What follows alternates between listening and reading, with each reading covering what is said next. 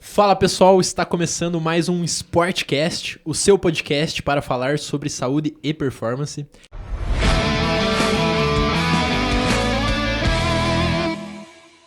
E novamente estamos aqui, hoje chegou o momento derradeiro, né, o final das Olimpíadas. Estou aqui com meu querido amigo e professor Fernando Wojnarowicz, o professor André Reis e o professor mestre em esporte de alto rendimento e preparação de atletas, José Cassidori Júnior. Professor, muito obrigado. Zezé. Tamo junto. E rapaziada, o que vocês têm a dizer aí com relação a esse momento tão importante em nossas vidas? Pessoal, fazendo aí o último vídeo da série do Sportcast com foco nas Olimpíadas, né, com a participação especial do Cassidori.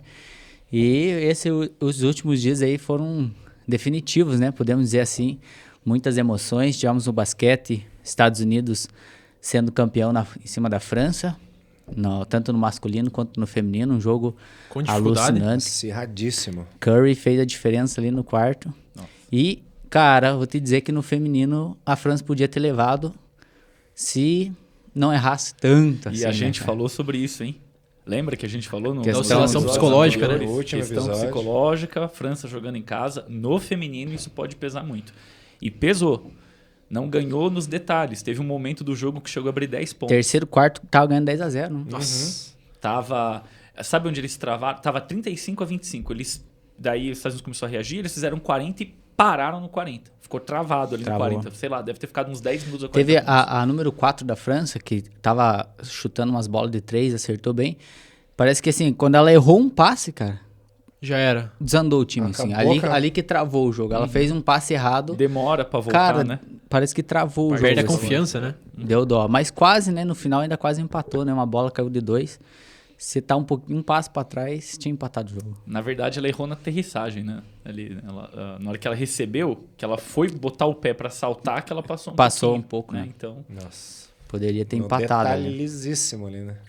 E aí tivemos outras finais alucinantes, né? 4 por 400, né? Na passagem do bastão, né? uhum. Foi interessante.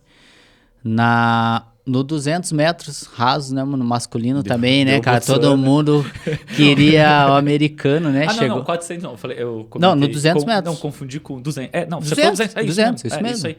Deu cara de O Botswana. americano chegando, né? Pulando e tapa pondo no respeito. peito. Mas Aí não depois, deu, né, cara? não, tava com Covid. Ai, Miguelzinho, o cara achou que ia passar. Ficou em isso aí. terceiro, né? Não, ainda. de fato ele tava com Covid, né? Só tem que ver se o fato dele já... Mas ter veja se como é, né? infectado, Mas, ó, veja se como baixou é, né? tanto o desempenho, Quando ele né? ganhou 100 metros, ele falou, não, eu tenho TDAH, asma, não sei o que, e eu sou campeão. Daí quando ele perdeu, não, tava com Covid. Covid é foda, né? Então, cara, Ué? O asma não baixou, né? O Rasman. deu um migué, né? Mas Mas tudo bem. acabou em terceiro ainda, Mas né? você vê, eu achei ainda que ele... Se você pegar o que eu falei alguns dias atrás, eu falei, eu acho que ele é o favorito. Mas o cara de Botswana vem. Nossa, ele veio. veio muito forte. Veio arrebentando. E ele veio tranquilo, não falou nada, sossegado, Fez o não que tinha impôs que nenhum fazer. respeito, chegou na hora e... Então, foi mostrou, interessante. né? Então, Foi bem interessante. Foi uma das finais, assim, bem interessante. Vôlei também, né? Vôlei, cara, Nossa, a Itália foi, passou o rodo, carro, né? Passou o carro, atropelou Sem os dó Estados nem Unidos. piedade. Saia da minha frente. Passou. Vral. Passou. Não, Nem parece que foi Atropelou. o mesmo Estados Unidos que jogou com o Brasil, né? Ah, mas você assistiu Brasil e Turquia na disputa pelo bronze? Também, né? Pô, Passou foi o um carro jogão, também. cara. Você fala, pô, o Brasil parece que deu uma... Deu Foi aula. selado.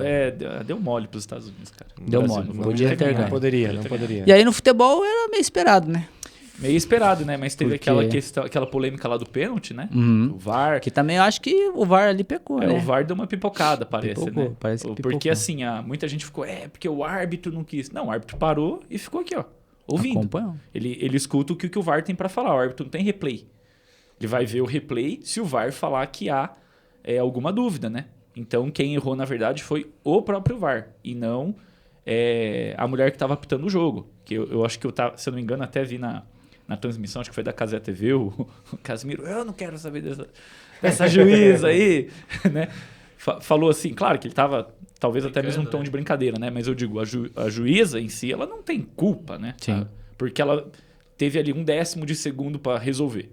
Aí, tipo, o VAR vai rever o lance. Então, o VAR que tinha que ter falado para ela, foi pênalti, ou pelo menos, a gente está em dúvida, vem conferir. Né? Então, acho que foi. Deveria ter conferido, né?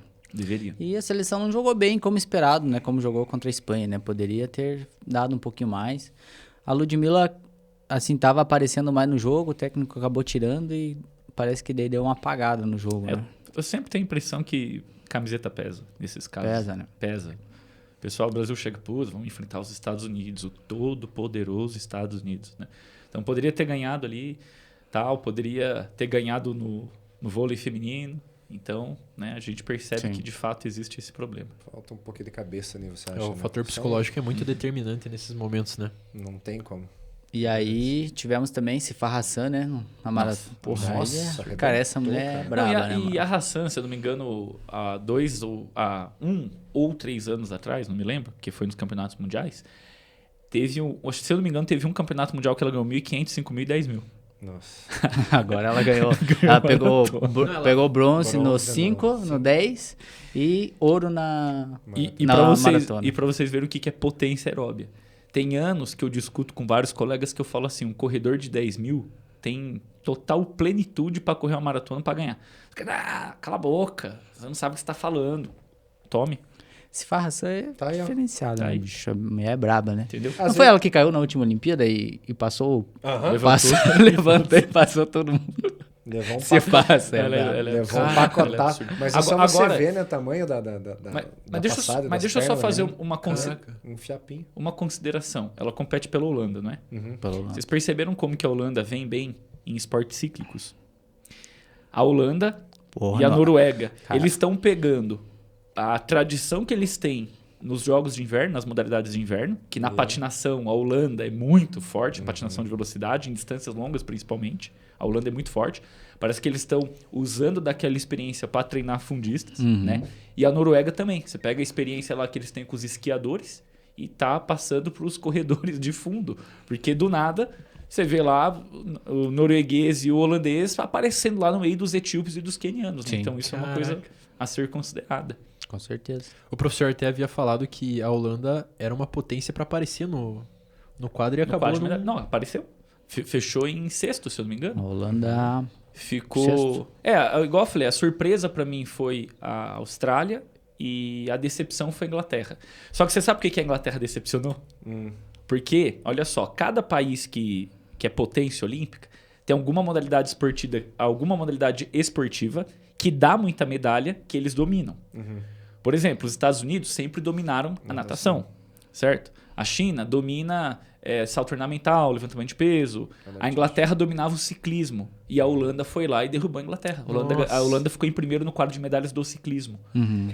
Por isso que eu comentei, né? Dessa experiência que eles estão trazendo de outras modalidades. Então a Inglaterra, se eu não me engano, fechou em sexto ou sétimo. Com né? certeza a essa foi uma decepção. das mais disputadas, né? Com certeza. Com certeza foi mais disputado até porque empatou em ouro. Que é Sim, uma novidade, né? E o Japão, né? No episódio passado a gente até falou assim, pô, o Japão tá decepcionando. Eu apostei no Japão, eu expliquei, né? Por causa da inércia, do sistema de preparação, que foi a Olimpíada passada. Não tava errado, não. Só não esperamos terminar, né? Cometemos o erro de não. A gente não foi esperar paciente, terminar. né? Não foi paciente, porque terminaram em terceiro. Virtude, né? Vamos abrir o quadro de medalhas para nós dar uma olhada? Vambora. Abre aí. Vamos falando aí, senão... Não sei se a gente chegou a comentar Isaquias. Zaquias Queiroz, né? Zaquias. É brabo. lenda, E o né? mais 50, 70 metros ali, ele levava. Mourinho. Eu acho que menos, hein? Só que não tem, né, cara? A prova não tem, né? Então, o cara tem que dar antes. Vamos lá, então. Quadro de medalhas. O brabo. Tá. Tem alguma pergunta concreta antes de eu começar a falar sobre isso? Sobre o quadro? Vamos começar e aí a gente vai lançando aí as perguntas. Tá, bom. Como nós já havíamos falado, né? Até fizemos um corte sobre isso no Instagram, né? Já esperava que os Estados Unidos fossem ganhar no total de medalhas, né? Tem mais atletas, né? Uma delegação maior, em várias modalidades e tal. Porém, no ouro, aconteceu mais ou menos o que a gente falou, né? Falei, ó, se ganhar menos de 9 medalhas de ouro na natação, vai complicar.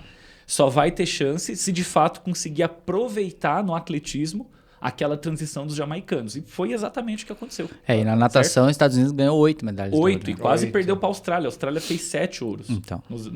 na natação. Caraca. Né? No entanto, o atletismo, os Estados Unidos... Fez 14 ou 16, né? Alguma coisa assim, não foi?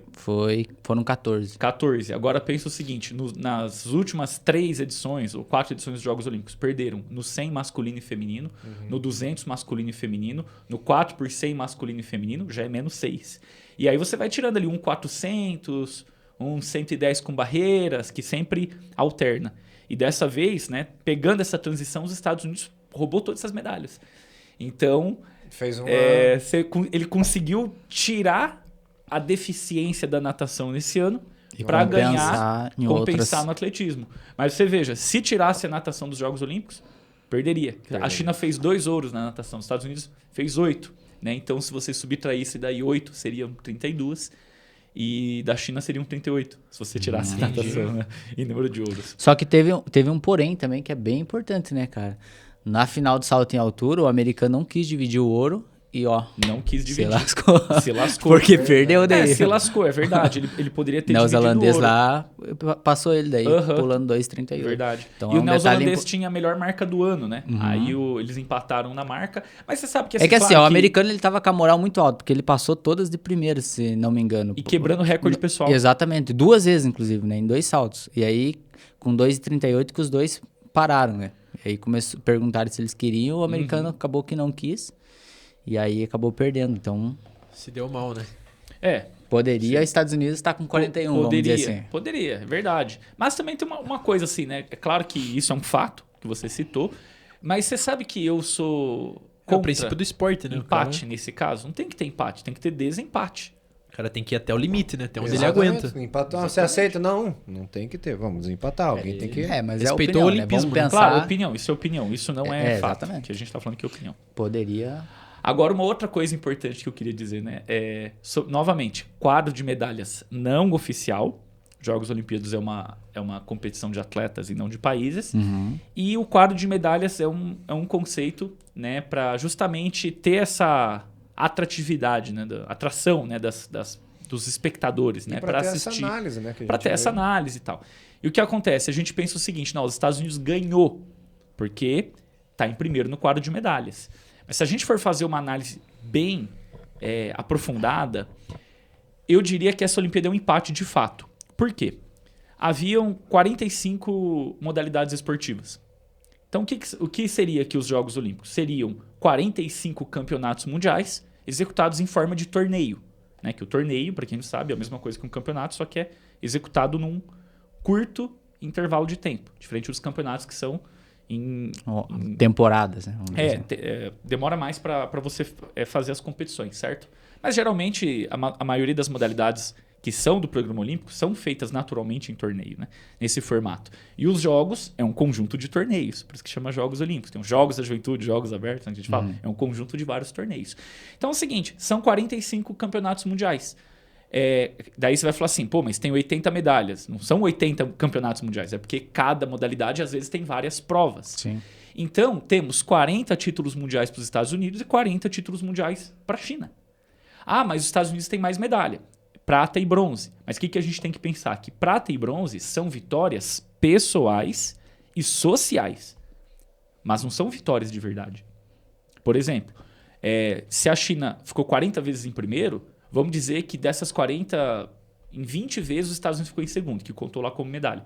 20 vezes que foram superados. E o mesmo se aplica para os Estados Unidos. Se fosse o contrário, os Estados Unidos fez 41 de ouro, a China fez 39, mas a China fez 150 medalhas. Um exemplo.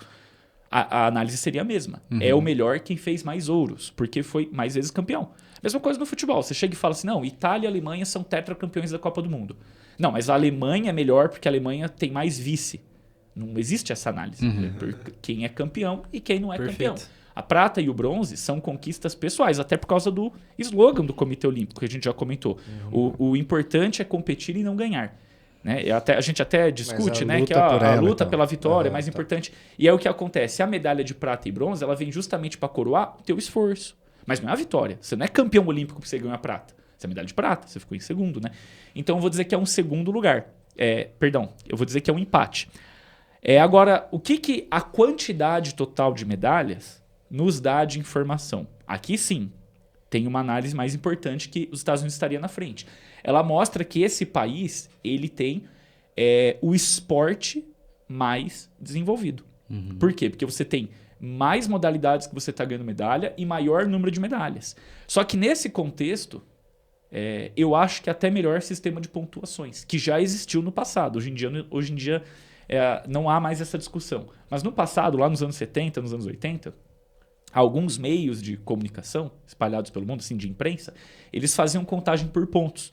Então, vou sugerir aqui uma ideia. Por exemplo, primeiro lugar, né, medalha de ouro, 10 pontos. Prata, 7. 3 pontos de diferença, porque o ouro é mais importante. Daí, da prata para o bronze, 2 pontos de diferença. Então, vamos dizer que para o bronze é 5. Aí, quarto lugar, pega 4 pontos. Quinto lugar, pega 3 pontos. Sexto lugar, 2. Sétimo, 1. E assim sucessivamente, certo? O oitavo, meio ponto, por exemplo. Né? Por quê? Porque se você quer falar sobre a eficiência de um sistema de preparação, por exemplo, meu país é bom em esporte, pela quantidade de medalhas de bronze. Mas não é injusto, por exemplo, se eu achar que quarto lugar não merece nenhum tipo de destaque.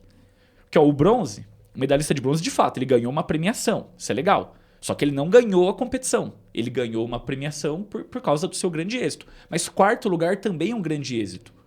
Não é a mesma coisa ficar em 48º e quarto. Não é a mesma coisa. Quarto é um grande êxito. Quarto é um cara que está na final olímpica. É um cara que perdeu por 1/100º de segundo lá na piscina. Igual aconteceu lá com o Cachorrão.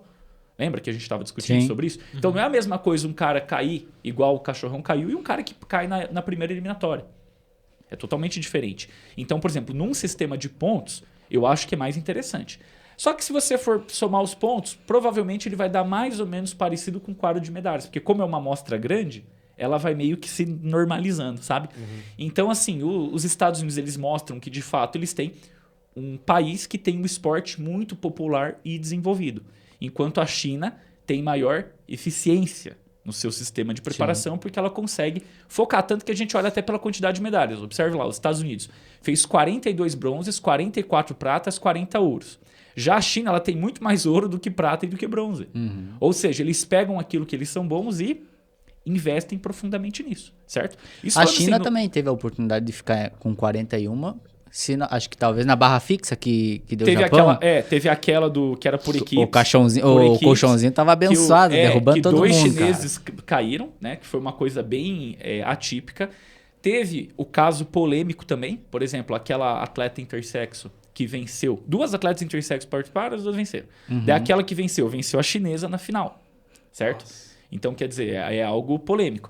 E também, vamos dizer o seguinte, dentro das medalhas dos Estados Unidos, eu vou dizer que nos 100 metros com barreira e nos 100 metros rasos, claro que eles tiveram uma competência de vencer.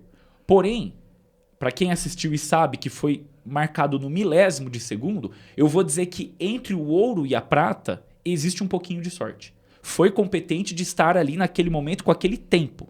Mas ter vencido, por exemplo, o Noah Lyles, vencer o jamaicano por menos de 1/100º de segundo, porque foi para casa milesimal, isso é sorte. De ter vencido. Poderia ter sido o jamaicano. A sorte de estar no regulamento que é o peito. Se fosse o pé, o jamaicano... exato. Se fosse o pé, o jamaicano tinha ganhado. E o mesmo se aplica à corredora de 100. Venceu ali numa distância mínima e ela não tinha a melhor marca, vamos dizer assim, né? A outra corredora também correu mal, uma que podia ter... acho que até ela tinha melhor marca, enfim, mas ela não correu, acho que pro tempo recorde dela, uma coisa assim. Agora tá me fugindo um pouco aqui da memória, que são muitos atletas, né? Mas ela passou assim por uma distância muito pequena. O 4x400 masculino também teve essa questão. O corredor de Botsuana correu muito mal a segunda passagem. Botsuana tinha um tempo melhor de classificação. Então, assim, tem vários pequenos casos, né? Que a gente pode considerar. Mas essas zebras também são normais no esporte. Né? O 4x400 4x400 no bastão, né? Que os Estados Unidos moeu, né? No feminino. No feminino. Moeu. Nossa, a Fankball até... A gente estava até falando sobre isso. Não, ela tirou bem. Tirou bem? Se você pegar ali, provavelmente na quarta parcial tenha sido a melhor da Holanda. Sim. Talvez, né? Não sei. Não conferi os números.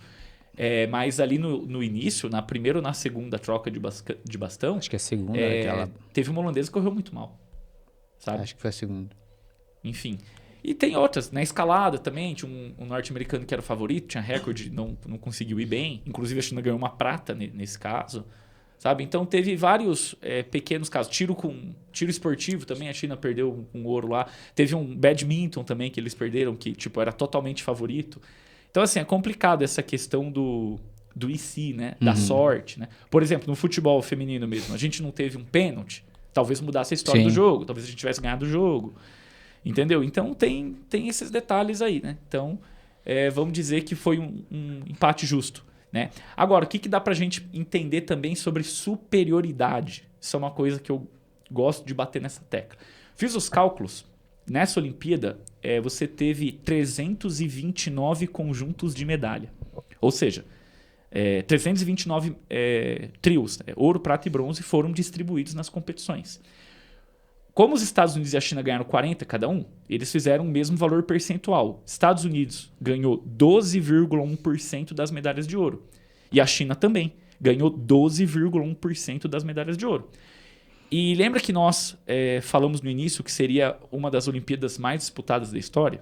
De fato foi, porque o melhor resultado dos Estados Unidos em condições de alta competitividade, e daqui a pouco eu explico o que eu quero dizer com isso, foi nos Jogos de Atlanta. Em Atlanta, os Estados Unidos, em 96, conseguiu fazer 16,2% do total de medalhas. O melhor resultado da China foi em Pequim, com 51 medalhas de ouro, fez 16,8% do total do quadro de medalhas. Aí tiveram outros casos. Por exemplo, na Olimpíada de 1968 no México, os Estados Unidos fez 25% do quadro de medalhas. Mas aqui tem uma questão importante, né? Que é aí que eu falei, né? Questão de competitividade em níveis de igualdade. Nos jogos de 64 e 68, no tempo os Estados Unidos lutavam contra a União Soviética, teve um líder soviético que ele mudou drasticamente o sistema de preparação soviético e jogou o nível lá para baixo. Então não foi uma disputa em condições que estava todo mundo em alto nível. Tá? Quando a gente pega as disputas que estava todo mundo em alto nível, eu sempre falo que o domínio é soviético. Por exemplo, nos Jogos de Munique 72, a União Soviética fez 25,6% do total de medalhas. Cada 4 medalhas, número dos soviéticos. Por exemplo, hoje, 12%, mais ou menos, cada 10 medalhas, uma ou tá um chinês ou tá um americano. Certo? Cada 10 medalhas. Já nos Jogos de Munique 72, era uma a cada 4, era soviética. E aí você vai falar, tá, mas uma exceção, 72, igual os Estados Unidos fez no México 68. Mas aí, na sequência, em Montreal, 76, fizeram 24,7%. Dá exatamente o dobro do que China e Estados Unidos ganharam agora. Então, vamos dizer assim, se a União Soviética existisse, considerando o contexto dos Jogos de Montreal, é como se ela somasse China e Estados Unidos. Tipo, teria feito 80 medalhas em valor percentual. O que a gente tem que entender é o seguinte. Mas lá nos Jogos tal, a União Soviética fez 49 medalhas ou 50 medalhas. Mas tinha bem menos medalhas a serem disputadas. Sim. Percebem? Hoje tem muito mais medalhas a serem disputadas. No Rio de Janeiro, os Estados Unidos fez uma marca muito boa também, 15%. Foi uma boa apresentação. E a melhor apresentação, em teoria, dos Estados Unidos seria Los Angeles 84, que eles fizeram 83 medalhas de ouro, sendo 36% do total. Mas aí teve boicote. Por isso que eu falo, é um número que não vale. Né? Nos Jogos de 84 não participou a União Soviética, que era, naquele momento, a equipe mais forte, e nem a Alemanha Oriental, que brigava ali pau a pau com os Estados Unidos. Tanto que na Olimpíada de Seul, 88, a Alemanha Oriental ficou à frente do quadro de medalha dos Estados Unidos por uma medalha de ouro. Nossa. Certo? E 76 também. Então, 80 teve boicote dos Estados Unidos na Olimpíada de Moscou. E 84 teve boicote dos países socialistas nos Jogos de Los Angeles. Por isso que deu essa diferença. E tanto que em 1980, em Moscou, a União Soviética fez 80 medalhas de ouro. Tá? Só que tem uma discussão interessante aí. A União Soviética enfrentou a Alemanha Oriental nos Jogos de Moscou. A Alemanha Oriental também era uma potência olímpica. Os Estados Unidos, em 84, não enfrentou nenhuma potência olímpica. Tanto que nos Jogos de 84, os Estados Unidos fez 83 ouros e o segundo lugar foi a Romênia com 20 ouros. Caraca. Então deu uma diferença muito grande. Já nos Jogos de 80, a União Soviética fez 80 medalhas e a Alemanha Oriental veio ali, acho que com umas 45, 50 medalhas de ouro. Já veio ali logo atrás, numa briga. Você tinha 2 potências olímpicas. Já nos Jogos de 84, você só tinha uma potência olímpica. E ainda assim, em Moscou, 80, apesar de você ter feito menos medalhas do que os Estados Unidos fizeram em 84, que em 84 os Estados Unidos fez 83 medalhas. Em Moscou, 80, a União Soviética fez 80 medalhas. Apesar disso, o total de medalhas era maior em Los Angeles. Então, em Los Angeles, os Estados Unidos fez 36% do quadro de medalhas em ouro. Certo? Do total de medalhas distribuídas, os Estados Unidos ganhou 36%. Na Olimpíada de Moscou, 80, a União Soviética fez 39% dos ouros. E ainda enfrentava a Alemanha Oriental, que era um concorrente do nível dos Estados Unidos. Né? Então, em questão de superioridade, a gente não vê mais aquela superioridade que os soviéticos tiveram nos anos 70 e 80. Você não vê mais isso. Só que também tem um detalhe. Claro que eles tinham um sistema de preparação muito bom, só que você não tinha esse equilíbrio que você tem hoje. Então, vou dizer, se hoje existisse a União Soviética, eu acho muito pouco provável que eles conseguissem fazer 25%, 23% do total do quadro de medalhas. Acho que eles fariam menos, né? Por causa que surgiram vários novos países. Ó, por exemplo, Japão vem muito forte, Austrália está muito forte, Inglaterra muito forte, a Holanda está começando a crescer. Então, deu aquela equiparada, né? Equilibrada. Então, é um pouco diferente. Mas no que concerne a domínio, é importante as pessoas entenderem isso, né? Que você não tem esse domínio que as pessoas às vezes acham, né? E tem mais outras coisas que podem ser analisadas, certo? Por exemplo, aqui eu falei sobre o valor percentual do total do conjunto de medalhas e medalhas de ouro. Agora, vamos fazer uma análise desses jogos aqui sobre a quantidade de modalidades esportivas que cada país medalhou.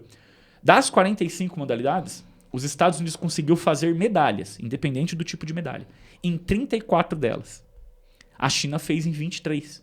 O que reforça o que eu falei. A China é muito mais eficiente. A China é eficiente. Mas os Estados Unidos é um país que tem um esporte mais desenvolvido. Sim. Você tem mais atletas em mais modalidades e consegue ter qualidade, vamos dizer assim, em praticamente tudo.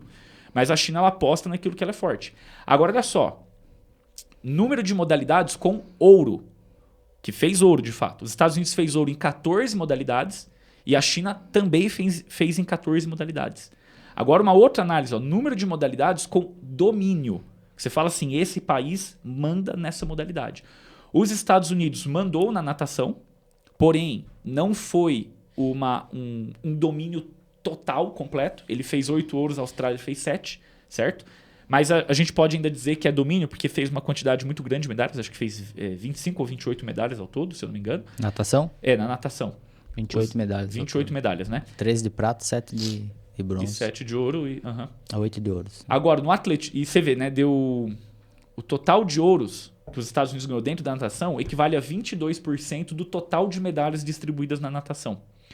No atletismo, que os Estados Unidos surpreendeu por essa questão que a gente comentou, ele conseguiu fazer 14 ouros em 48 conjuntos.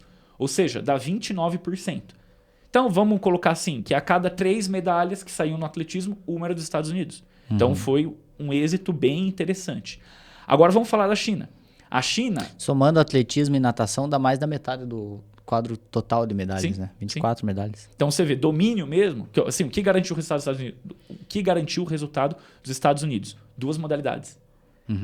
Então, percebam aqui como é difícil de você chegar e falar assim, pô, os Estados Unidos fez 126 medalhas. Pô, os Estados Unidos é o lugar do esporte no mundo no que concerne a qualidade de preparação. Em valores quantitativos, com certeza. E a gente sabe que é um país que tem esporte desenvolvido, onde você pratica muito esporte em todas as modalidades, provavelmente tem muita estrutura. Mas em questão de qualidade de processo, qual é a conclusão que a gente pode chegar? Comparando, por exemplo, China e Estados Unidos. Já é uma análise um pouquinho mais complicada, certo? Agora, olha só, sobre a China, que eu falo sobre domínio. Saltos ornamentais, 8 medalhas disputadas, 8 ouros, 100%. Caraca. Tênis de mesa, 5 medalhas disputadas, 5 ouros, 100%. LPO, 10 medalhas disputadas, ganhou 5, 50% de domínio. Tiro esportivo de 15 medalhas, ganhou 5, 33% do total do quadro de medalhas do tiro esportivo. Então, por exemplo, a China fez domínio indiscutível em 4 modalidades. Os Estados Unidos fez domínio indiscutível só no atletismo. E fez domínio na natação, mas discutível. Ali, né, você fala, pô, se os caras não se despertar para a próxima edição dos Jogos Olímpicos da Austrália, vem. Mas pode levar posição. Novamente, né? Reforçando como a gente já fez nos outros episódios, né? Os Estados Unidos pode estar apostando nos jovens atletas para a próxima Olimpíadas, inclusive. Né? Eu vou dizer assim, né? Nem pode. Com certeza está fazendo. Né? Então, por outro lado, também temos o Japão que está investindo bastante, está aparecendo bastante. Então, os Estados Unidos pode surpreender, pode, mas tem gente atrás também vindo, né? Tem gente Forte. atrás. Mas eu vou te falar, cara, jogos lá em Los Angeles, Vai ser difícil, né? vai ser difícil. Estados Unidos vai vir destruindo moendo, tudo. Né? Os caras vão investir, né? Mas se bem que também tem um contraponto que dá para fazer aqui, né? Porque os Estados Unidos ele não tem formalmente um sistema de preparação estatal. Uhum. Nos Estados Unidos você aproveita muito a iniciativa privada, principalmente o high school, o esporte universitário e o que eles chamam de esporte profissional. Né? Nos Estados Unidos eles dividem o esporte nesses 3 tipos. High school na escola, né? As bolsas que você dá para os atletas talentosos, e a sociedade norte-americana gosta muito de esporte. Por isso que eu falo. Os Estados Unidos é o país do mundo onde tem mais desenvolvimento de esporte. Ou seja, o esporte faz parte da vida do norte-americano. Vamos dizer assim, né? Então você tem lá, por exemplo, o high school, daí você tem um esporte universitário que já é esporte de alto rendimento, o esporte universitário. Tá? Ele só não é tão rico, vamos dizer. Natação é esporte universitário, atletismo, ou seja, os atletas eles treinam nas universidades com os treinadores de lá. E o esporte profissional deles são as ligas multimilionárias, né? Tipo futebol americano, basquete, beisebol, hóquei, né? Que eles têm ligas lá multimilionárias. Só que assim, eles têm domínio nessas modalidades na arena olímpica? Tem. Mas a gente tem que analisar também o seguinte. Por exemplo, os Estados Unidos dominando o basquete. Domina, mas o único lugar do mundo... Sim, só dá pouca medalha, mas o que eu estou dizendo assim, o domínio dos Estados Unidos se justifica a um excelente sistema de preparação ou, talvez, né, só que é uma suposição, mas é uma suposição com bons argumentos, talvez eles dominem porque é o único lugar do mundo que o esporte realmente é profissionalizado com grande valor de investimento. Sim. No resto do mundo, você não tem o basquete bem desenvolvido. Se joga basquete no mundo inteiro, mas bem desenvolvido, não é. Não é que nem o futebol, por exemplo, que a gente consegue ver um bom nível de concorrência. O mesmo acontece com o futebol americano, o mesmo acontece com o beisebol. Mas olha só que contradição. Quando você vai para o hóquei no gelo, que é uma modalidade de inverno, o hóquei já é desenvolvido no mundo inteiro. Os Estados Unidos não tem domínio no hóquei no gelo. E eles têm essa liga multimilionária, com um sistema igual da NBA ou da NFL.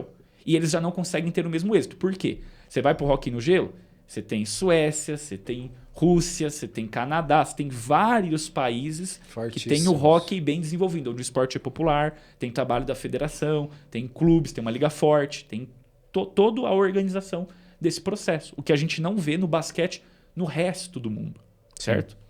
Eu vou pedir só para você explicar, a gente já falou sobre isso em outros episódios, mas essa questão do sistema de preparação estatal, né, dos atletas, só para quem está assistindo poder entender esse argumento que você se deu aí. Tá, vamos lá. Como é que funciona essa questão? Quando a gente fala de sistema de preparação, o sistema de preparação é uma coisa única. Todos os países têm o mesmo sistema de preparação. A diferença é que você tem particularidades de país para país. Por quê? O sistema de preparação ele é composto de 3 pilares, vamos dizer assim, certo? Você tem o sistema de treinamento esportivo, que eu vou dizer assim que é uma das coisas mais importantes, o sistema de competições esportivas e o sistema de fatores complementares. Então, todos os atletas do mundo, independente de onde ele more, certo? Ele vai treinar, ele vai competir e ele vai considerar fatores complementares da preparação. Coisas como nutrição, fisioterapia, medicina, entre outras coisas. Todo mundo sabe que isso é importante para um atleta. Esse é o sistema de preparação. Então, ele é universal. Não existe sistema de preparação diferente. O que existem são particularidades para fazer esse sistema rodar. Dentro dessas particularidades, a gente pode falar, por exemplo, de nível de desenvolvimento científico, de quantidade de formação de treinadores, do contingente de preparação, que é a quantidade de pessoas que praticam o esporte dentro daquela modalidade, dentro daquele país. Aí são as particularidades. Quando você pega países onde a gestão do esporte ela é vertical, ou seja, ela vem de cima para baixo, ela é estatal, né? Como que funciona? O governo ele investe para construir objetos esportivos no país inteiro, campo, quadra, estádio, piscina, tatames, enfim. Né? Então, o governo ele tem políticas para investir na estrutura, na propaganda. Para que serve essa propaganda? Para fazer as crianças se interessarem pelo esporte e, naturalmente, serem inseridas na prática, porque quanto mais crianças você tem praticando, mais fácil de você achar talentos. Quando você tem estrutura e muita gente praticando, aí começa a fazer sentido você falar em ciência. tá? Ou seja, treinadores altamente qualificados com conhecimento científico, tá? E por que eu falo que a partir daí que vale a pena? Por exemplo, no Brasil mesmo, a gente vive falando do Brasil. O Brasil tem bons cientistas nas universidades. Tem muita gente aí que publica nos melhores periódicos do mundo e tal, e aí você fala, tá, mas parece que então o trabalho desse cara é irrelevante. Não é que é irrelevante, é que uma pessoa não tem como ela executar um sistema de preparação. Por exemplo, eu discuto treinamento esportivo, não tem como eu treinar 100 mil pessoas. Eu consigo treinar 5 pessoas, 6 pessoas. Agora, se tiver, por exemplo, 300 treinadores qualificados, e esses treinadores eles tiverem, por exemplo, muita estrutura, locais para se trabalhar e terem muitas crianças para eles atenderem, aí você tem uma coisa que está acontecendo num coletivo que está desenvolvendo de fato.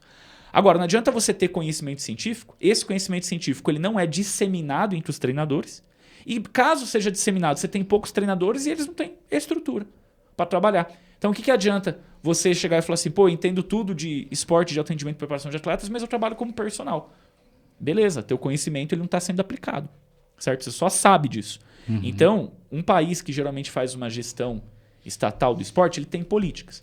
Então, que nem aqui no Brasil, a gente tem Bolsa Atleta, Bolsa Pódio, essas coisas, certo? Uhum. Você tem lei de incentivo ao esporte, que é justamente para garantir o quê? Que as crianças fiquem no esporte, que a criança talentosa ganhe uma bolsa, certo? Daí você tem essas leis de incentivo ao esporte justamente para ajudar a construir estruturas, certo? Projetos que você vai desenvolver o esporte, por exemplo, na tua cidade, no teu estado, assim sucessivamente, certo? E aí, se você tiver ciência, e aí você tiver um trabalho das federações para formar treinadores com esse conhecimento científico, aí você começa a colocar esses treinadores para trabalhar com esses atletas. Por exemplo, aqui no Brasil, a CBF desenvolve curso de treinadores. Inclusive eu dou aula nesse curso da CBF, certo? E provavelmente outras federações também fazem trabalhos análogos. Então o que é interessante? Se cada federação tiver curso técnico mesmo, para o cara ter o direito de trabalhar como treinador, em cada uma das modalidades, no atletismo, no vôlei de praia, no vôlei de quadra, no futebol, em todos os esportes, no handebol, no basquete, enfim. Você pega esses treinadores, qualifica eles com informação científica e, em paralelo, desenvolve um movimento esportivo na sociedade, que é atrair crianças para a prática esportiva e construir estruturas para que as crianças possam praticar com aqueles treinadores que são qualificados pelas federações.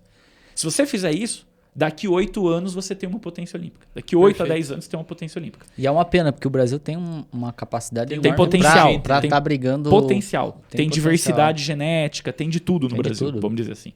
Agora, quando você pega um país igual aos Estados Unidos, é diferente. Estados Unidos não tem esse sistema estatal. Claro que existe o sistema de preparação que eu falei. Eles treinam, eles competem e tem os fatores complementares. Isso é universal. Não tem como não ter. Mas eles não têm esse incentivo do governo. Os Estados Unidos não vai dinheiro público pro esporte. Não tem dessa. Só que daí você vai falar assim, pô, então quer dizer que a iniciativa privada é melhor pro esporte. Porque olha o resultado dos Estados Unidos. Mas não é que é melhor.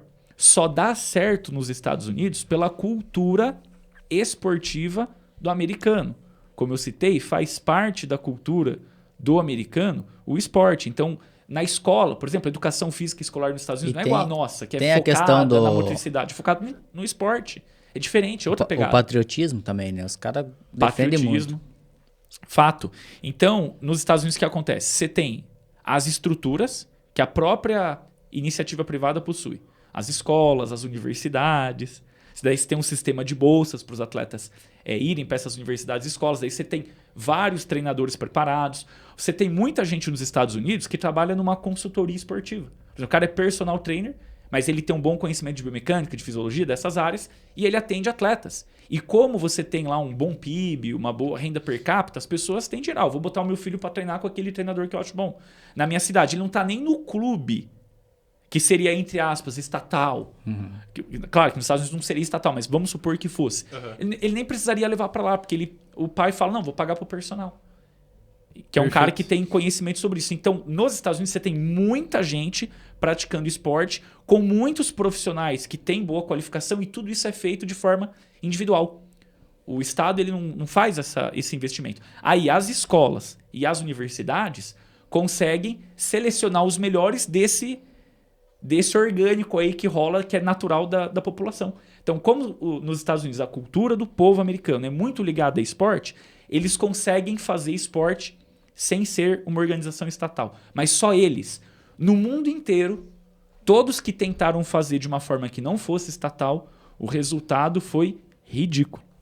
E já quando você teve no resto do mundo, pela experiência internacional, o auxílio do Estado no esporte, deu certo.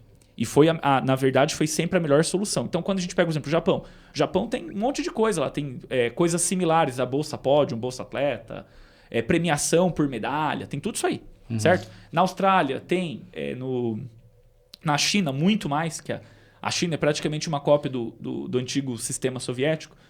É claro que tem suas particularidades, obviamente, mas utiliza muito daquelas premissas históricas.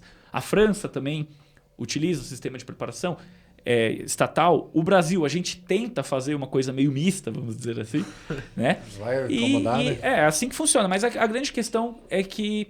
É o problema da politização no Brasil, igual nós estávamos falando, né? Porque, por exemplo, você vai ver a estrutura que foi construída para o Rio 2016, tá destruída, cara. Porque foi o governo tal que fez e agora não vamos dar continuidade. Porque e é outro acaba governo. que é outro governo. Então e aí a gente pode fazer ferra a propaganda vida para outro dos governo. atletas, Meu entendeu? Deus, cara. Cara, isso é ridículo. Isso aí acaba com o esporte, né? É porque o esporte, por isso que eu sempre defendo.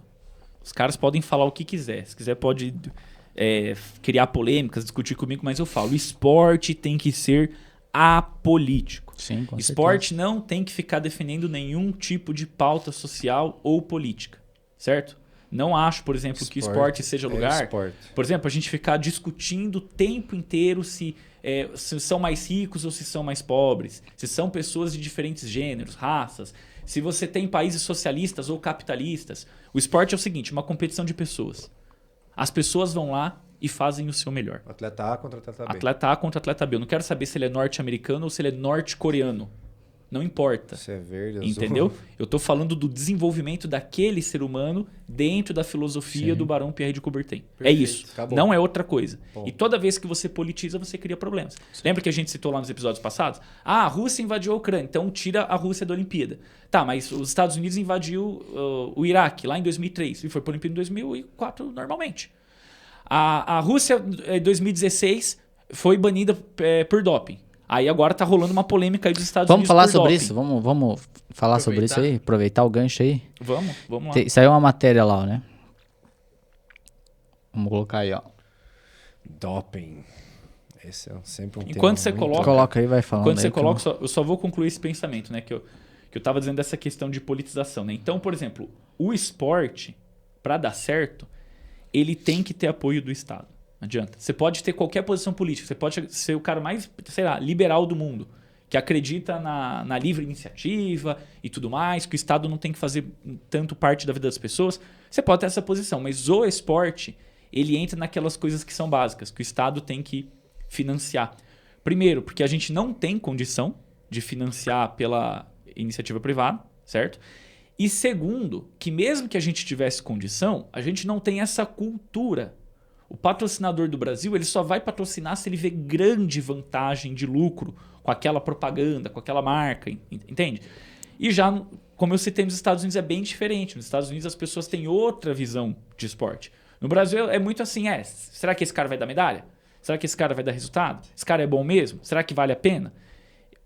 Então, assim, as pessoas pensam que o esporte, por exemplo, ele pode ser um meio para você se promover, né, enquanto patrocinador. E já em outros lugares, não. As pessoas pensam que isso faz parte, é uma sociedade correta, uma sociedade que ajuda o esporte, porque o esporte faz parte da educação, faz parte da formação do caráter do indivíduo como um todo, disciplina, enfim.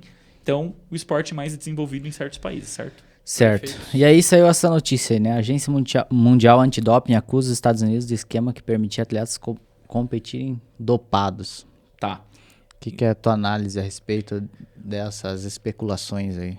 Bom, como eu citei alguns episódios atrás, eu falei e a gente até riu. Que eu falei assim, hoje em dia você não vai ver um cara caindo no doping por causa desses... Trembolonas. tipo doping de fisiculturista. Não cai. E aí vocês vão falar, como que não cai? Fulano de tal caiu com tal substância. O Beltrano de tal caiu com outra substância. Mas por que isso acontece? Que aqui eu vou fazer novamente uma crítica sobre organização dentro do esporte. Por que isso acontece? Não é porque o exame antidoping não pega. O exame antidoping pega. A tecnologia do doping, você não vai conseguir enganar a tecnologia do controle antidoping tomando bomba, velho. Tomando esteroide anabolizante. Se você tomar Durateston, os caras vão te pegar. Não tem como você escapar. Entendeu? Ah, não, mas vou tomar um remédio lá pra disfarçar. Aquele remédio já tá na lista de doping também. Caramba. Eles vão pegar o que você tá usando pra mascarar a tua bomba. Entendeu? Vai pegar. Só que daí você vai falar, não, mas então por que tem atleta que consegue competir dopado? Porque existe corrupção dentro das agências. Certo? Então, existe a UADA. Por que a UADA foi criada? Lá atrás. Para tentar evitar a corrupção. Porque a UADA é uma agência que ela é independente. Ela não pertence a nenhum país, ela não pertence a nenhum governo. Ela é independente. Então, ela que teoricamente controla o doping. Só que a agência antidoping, ela tem que ter filiais. Não tem como ela fazer tudo sozinha. Então, você tem lá, por exemplo, nos Estados Unidos, a USADA. Na Rússia, você tinha a Russada. Na China, você tem lá... Deve ser Chinada, alguma coisa assim. Deve ser, provavelmente. Deve Se ser. você pesquisar aí, você acha. Né? Enfim, você tem as agências antidoping. Só que a agência antidoping ela é formada por pessoas. Então, o que garante que, tanto dentro dos Estados Unidos quanto dentro da Rússia, um agente dessa agência ele não possa receber uma propina, por exemplo, e disfarçar exames, trocar exames. Ou seja, quando você vai deixar o controle pela agência do próprio país, se essa agência ela tiver ali a influência, por exemplo, do governo, de forma por baixo dos panos, né? Obviamente, a agência é para ser independente. Por baixo dos panos, o governo vai lá, polícia secreta, né? Igual na Rússia tem o FSB, que era a antiga KGB, nos Estados Unidos, sei lá, tem o FBI. Esses caras, eles podem sim, por exemplo, criar um mecanismo para manipular. Então, o que acontece? O atleta ele não caiu no doping, mas não é porque não descobriram. O exame antidoping pega na hora. É porque o cara que fez o exame antidoping finge que não viu. Não, ele joga aquela amostra fora e põe outra, coisas do tipo. Opa, não sei. No negócio lá do Netflix, lá, o Icarus, né? Que era o que os caras falavam lá da Rússia, né? Eles pegaram lá um especialista lá, eu até esqueci o nome do cara. Se eu falar pra você que eu assisti uma palestra daquele cara muitos anos atrás lá na Rússia, né? Que acontece? Eles falaram o seguinte, que os especialistas, eles pegavam a amostra de urina do atleta, a amostra boa, antes do doping, e guardavam. E aí, quando o atleta ia fazer o exame antidoping, eles tinham um mecanismo para extraviar aquela urina dopada e colocar a urina boa naquele exame e falar que aquele exame foi feito naquele dia. E isso pode acontecer, teoricamente, em outros lugares. Por que não pode acontecer na China? Por que não pode acontecer nos Estados Unidos? Então, essa é a forma de doping, certo? E aí você vai falar assim para mim, pô, Casori, então você está dizendo que o antidoping não tem como ele ser correto, porque ele é feito por pessoas e pessoas são corruptíveis, né? Vamos dizer assim. E aí eu vou dar uma sugestão que eu li num artigo do Platonov, que ele faz uma crítica muito forte a essa questão antidoping, porque ela não é justa. Vamos combinar aqui. Vocês acham que jogos em Los Angeles, 2028, se vocês lerem essas matérias aí, a UADA está dizendo que a USADA é hipócrita e que tem financiamento do governo americano por trás.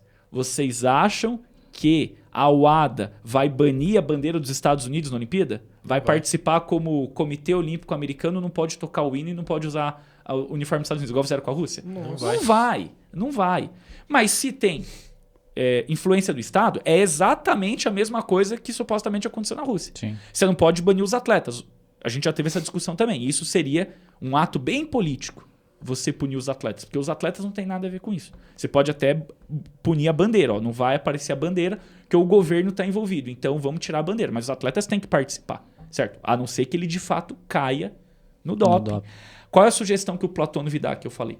Ao invés de você ter, por exemplo, a UADA, e você ter como se fosse uma espécie de filial similar dentro de um próprio país, uma agência que controla todos os esportes, seria muito mais interessante se você tivesse a UADA lá em cima e cada federação tivesse o seu sistema de controle de doping. Por que eu estou falando isso? Às vezes vocês vão falar assim para mim, pô, mas aí vai virar várzea, porque vai ter esporte que tem um bom controle de doping e vai ter esporte que vai ter um controle de doping mais ou menos. É igual a discussão política. No tênis, por exemplo, os russos não jogam tênis, normal. Eles estão jogando, eles não usam a bandeira russa, mas eles estão jogando, eles não estão banidos. Sim. Tem várias modalidades que eles não podem nem sequer participar. Então, há discussão, há flexibilidade de discussão. O mesmo aconteceria no controle antidoping. Se cada federação for responsável por garantir o controle antidoping, ter o seu próprio laboratório ou contratar a sua própria companhia que vai fazer esse controle antidoping, o que acontece? Talvez entre federações você veja a diferença. No atletismo eu acho que tem bem mais doping do que no tênis ou do que no futebol. Um exemplo, que eu acho que a Federação de Atletismo meio que fecha os olhos. Só que aí a Federação de Atletismo, você vai ter esse problema em vários países. Certo? Só no atletismo, não no esporte como um todo. Agora, se você tem uma agência só que controla todo o país, ela vai influenciar em todos os esportes. Ou seja, ela influencia diretamente no quadro de medalhas. Se fosse um problema, vamos supor, só do ciclismo, você não vai ter uma grande influência no quadro de medalhas. Agora, se você tem uma agência que influencia em todos os esportes em um certo país, você vai ter uma grande influência no quadro de medalhas. Então, essa questão do doping é essa. É um problema mundial, é um problema filosófico, não é um problema político. O problema político é governos no meio, certo? Mas o problema do doping é um problema filosófico. Você não pode estar dopado porque você viola os valores da Carta Olímpica. Então, o problema do doping ele é mundial, ele não é de um país ou de outro, certo? Todo lugar que você tem grande desempenho, premiações em dinheiro, interesses comerciais, interesses políticos, você vai ter o problema do doping, certo? A questão é como diminuir, como evitar, como tentar controlar. Você tem que usar algum outro tipo de medida, porque desse jeito que tá, a gente já tá vendo que não dá certo. Já deu problema na Rússia, agora estão dando notícia que tá dando problema nos Estados Unidos. Não sei se vocês viram, isso é uma matéria, mas eu acho que pode ser um pouco sensacionalista, tá? Só tô dizendo que apareceu na internet, não tô dizendo que isso tá certo. Apareceu uma matéria na internet que tira várias fotos de nadadores americanos ganhando essa Olimpíada e eles colocam do lado uma foto de Olimpíadas anteriores. E os nadadores americanos estão com uma tendência, e não é um, são vários, de sair com o rosto roxo, bem avermelhado, assim, indo pro roxo já. Que eles falam que talvez seja um efeito colateral da utilização de algum tipo de fármaco proibido aí, certo? Que seria o doping. Então talvez seja isso. Mas é claro, eu acho que isso pode ter um caráter sensacionalista e ainda pode ter um pouco até mesmo de montagem, né? Tem que Às vezes averiguar, o pessoal faz né? isso só Tem para que- chamar a atenção. Porque como saiu essa notícia, eles lançam isso para tipo, evidente que sim, Olha aí. né? Mas pode ser que não.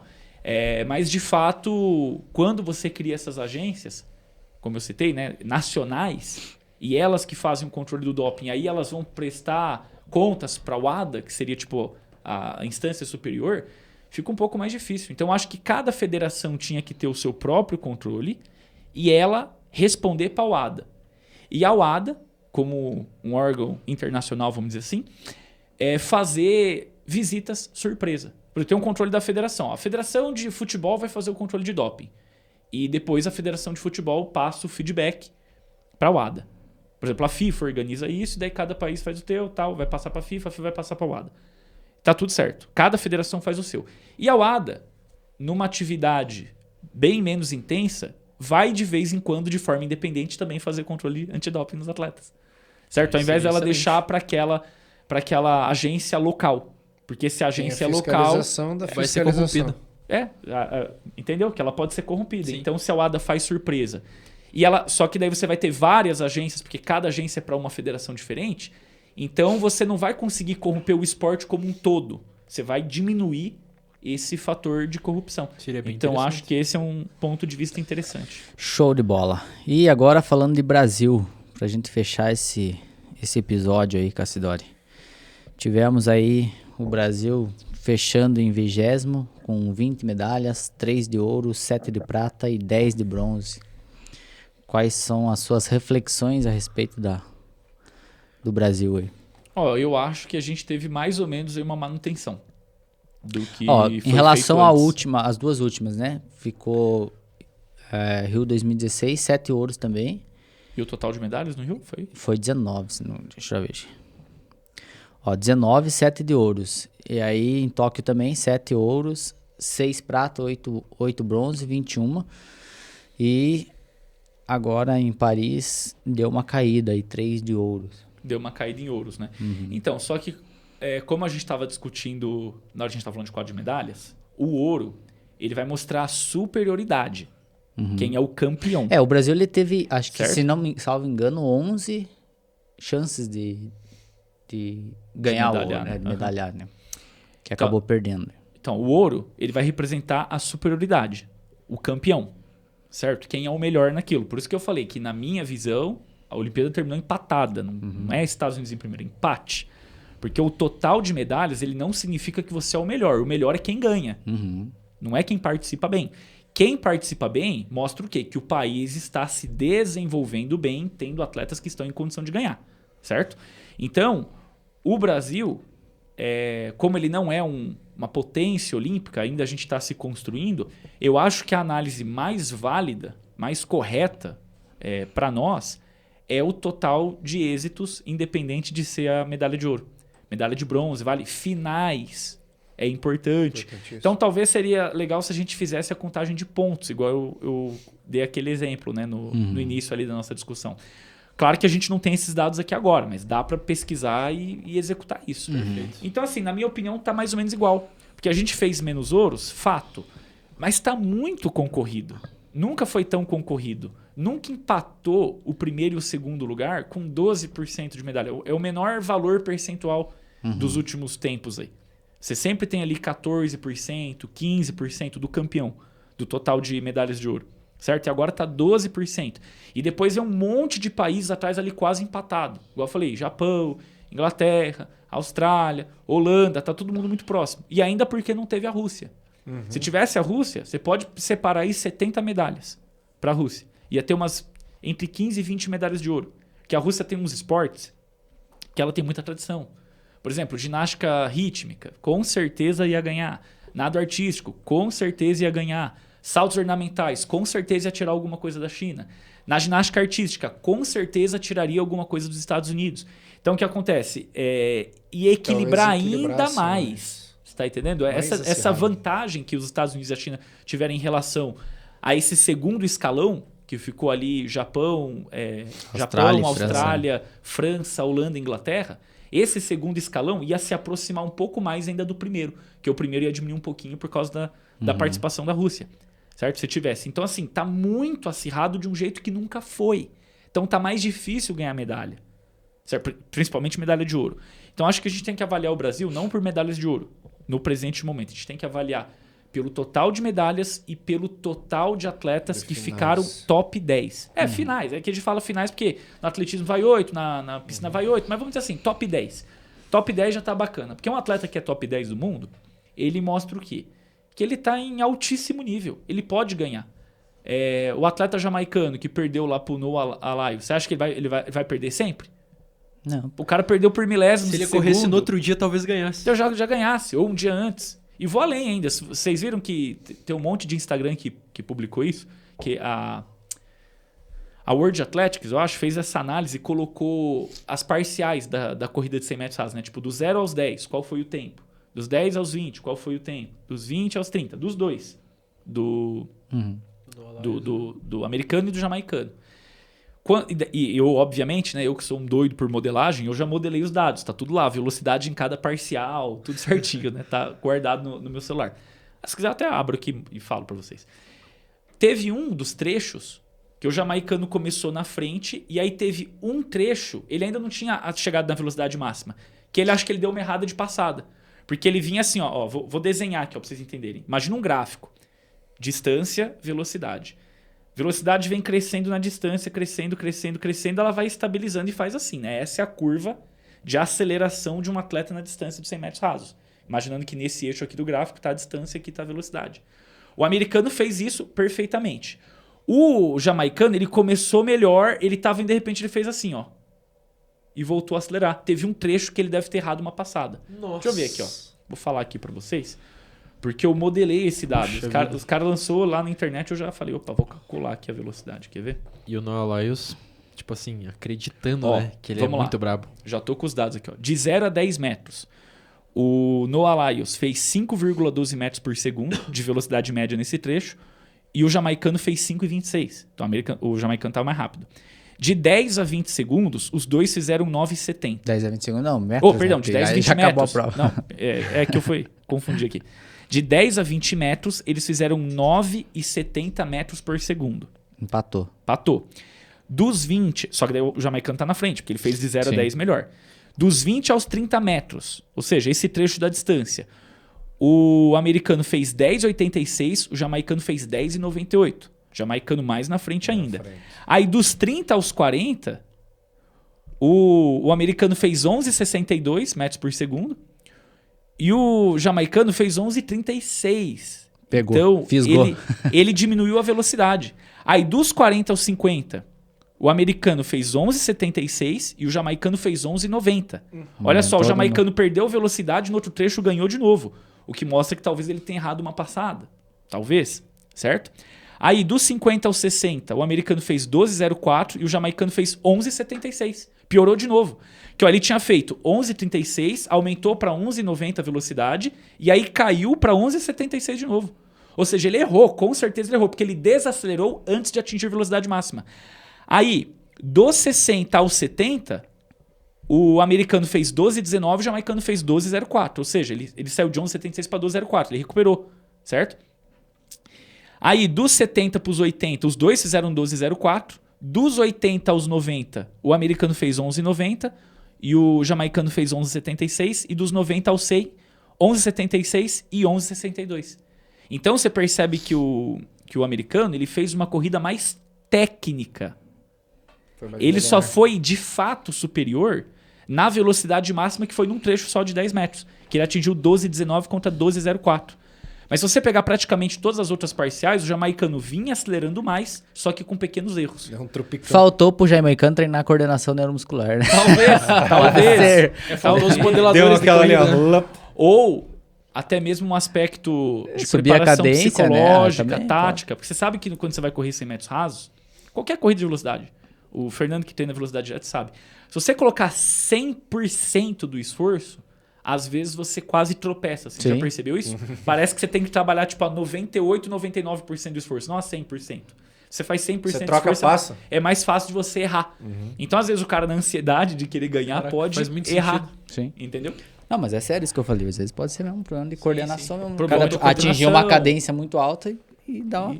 Deu aquela falhada. Dá um- Exatamente. Faltou contratar um de nós Como que quatro fala? aqui como preparador, né? Burnout. Como é que tá na moda agora? Burnout de perninha do cara lá. Não, mas, ó, Jamaica. mas você vê como isso faz sentido. Quando o cara ele perde velocidade, ele tava acelerando. Ó, tô a 11,90. A minha velocidade que eu atingi nesse trecho, a velocidade média. Aí no próximo trecho, que era para eu estar 12,04, eu caí para 11,70. Por que eu caí para 11,70? Se eu errar uma passada, eu aumento o tempo de contato do pé no solo. Pé no solo em biomecânica é o quê? Atrito. Freio. Freio. Frenagem.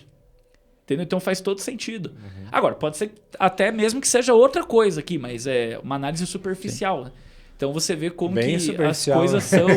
Bem, Puxa Não, vida, foi hein? superficial, bem sim. superficial. Então você vê como que as coisas são nos detalhes, né? Então, Sim. Às vezes Isso. pode ser uma resistência do vento que pegou só naquele corredor do jamaicano. Ai, ai.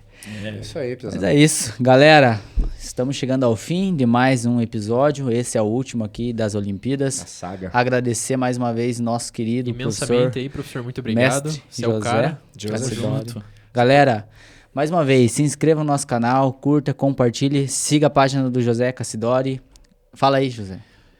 no Instagram, JCassidori DTD. D de dado, T de tatu e D de dado. Ele vai colocar na legenda. Ele vai editar hoje. Ó, pronto. J. Cassidori, diagnóstico, treinamento e desempenho. O cara é bravo. Os caras. Essa que é a sigla, né? Então, tá E bom. no YouTube também, pô. Segue Segue lá, lá. Cassidori Teoria do Esporte. Lá tem Show coisa de boa. bola. Esse canal é brabo. Cassidori, muito obrigado. Parabéns a todos os atletas que representaram aí a nossa nação, deram seu máximo. Vocês são os melhores. Que estão todos assistindo, né? E vamos aguardar ansiosamente Com para certeza não assisti. a próxima em Los Angeles. Estaremos de novo. Reunidos. De repente aqui. lá, né? A nova Casa TV. Imaginou? Imagina nós montar o estúdio Contrata lá. né? nós, né? Quem sabe, né, pô?